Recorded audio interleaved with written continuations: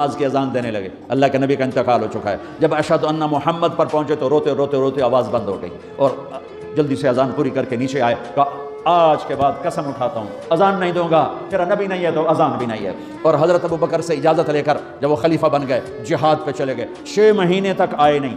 لاکھوں صحابہ جہاد میں گئے، کسی کو میرے نبی خواب میں نہیں آئے، صرف بلال کو آئے۔ بلال یہ کیا بے وفائی، ہم سے ملنا ہی چھوڑ دیا، ہمارے پاس آنے چھوڑ دیا۔ آنکھ کھلی تو ان کو یوں لگا جیسے اللہ کے نبی زندہ بلا رہے ہیں، یا رسول اللہ میں آ گیا، یا رسول اللہ میں آ گیا، اور اسی وقت اونٹنی کو بھگایا۔ 21 دن کا سفر 7 دن میں کیا، 7 دن صرف نماز اور پیشاب کے لیے اترتے تھے اور بھگاتے بھگاتے بھگاتے۔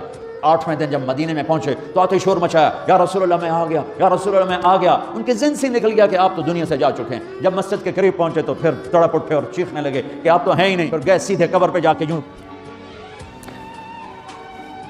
قبر کو لپٹ گئے، یا رسول اللہ میں تو آ گیا ہوں، آپ کہاں ہیں؟ یا رسول اللہ میں تو آ گیا ہوں، آپ کہاں ہیں؟ یا رسول اللہ میں تو آ گیا ہوں، آپ کہاں ہیں؟ بے قراری میں روئے جا رہے ہیں، میں تو آ گیا ہوں، آپ کہاں ہیں؟ میں تو آ گیا ہوں، آپ کہاں ہیں؟ نماز کا وقت داخل ہو گیا، کون سی نماز تھی اللہ ہی جانتا ہے، اور سب کو پتا تھا بلال نے قسم کھائی ہے کہ اذان نہیں دیں گے، لہذا کسی کو ضرورت نہیں ہو رہی کہ بلال سے کہیں آج اذان بلالی سنا دے۔ تو چند صحابہ کو خیال آیا کہ نبی کے نواسوں کو سفارشی بناتے ہیں، حسنین۔ تو صحابہ آئے بچوں کے پاس، حسن حسین، کہ بچوں آج کسی کی نہیں چلے گی، تم بلال سے کہو اذان دے۔ تو یہ دونوں ننھے منھے بھائی، حسن 7 سال کے، حسین 6 سال کے، 10 مہینے کا فرق تھا دونوں بھائیوں۔ چچا ایک درخواست کہ میرے ماں باپ آپ پہ قربان، آپ درخواست کیوں کہہ رہے ہیں؟ آپ امر کریں، آپ حکم کریں۔ کہنے لگے جیسے آپ ہمارے نانا کے لیے اذان دیتے تھے آج ہمارے لیے دے دو۔ تو ایک دم وہ رونے لگے بلال، کہا ہے میرے بچوں، میں نے قسم اٹھائی تھی کہ میں اللہ کے نبی کے بعد کبھی اذان نہیں دوں گا، لیکن تم پہ تو ہزاروں قسمیں قربان ہیں، میں اپنی قسم توڑتا ہوں اور اذان دیتا ہوں۔ جب وہ چڑھنے لگے اس بی بی کے گھر، قریب ایک انصاری عورت کا گھر تھا جس کی چھت پہ چڑھ کے اذان دیا کرتے تھے، تو سانس رک گئے، سب کے آنکھیں پھٹ گئیں، اور وہ یوں منظر دیکھ رہے کہ آج بلال تو ہے، محمد مصطفیٰ نہیں ہے۔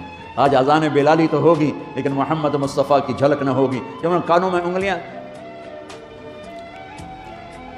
جب انہوں نے اللہ اکبر کہا تو مدینے میں گھر گھر ماتم بچھ گیا، عورتیں بھی چیختی ہوئی گھروں سے باہر نکل آئیں، سارے مدینے کی گلیوں میں چیخ و پکار مچ گئی، اور یوں سب کو لگا جیسے محمد مصطفیٰ زندہ ہیں اور ان کا زمانہ ہے، لیکن آپ تو جا چکے تھے۔ یہ بلال کو جو رتبہ میرے رب نے دیا، یہ غلامی مصطفیٰ کی وجہ سے دیا ہے۔